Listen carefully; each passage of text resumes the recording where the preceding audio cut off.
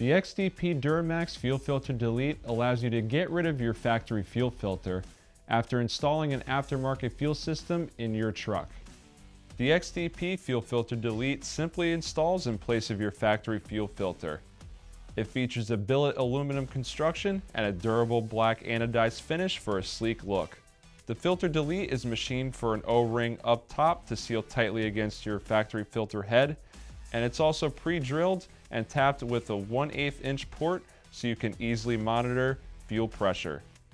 On the bottom, the large threaded port allows you to install your choice of a factory water in-fuel sensor or an XDP water in-fuel delete plug.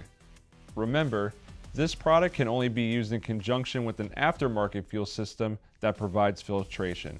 To find out more about the XDP Duramax Fuel Filter Delete, check out xdp.com or find a local dealer near you.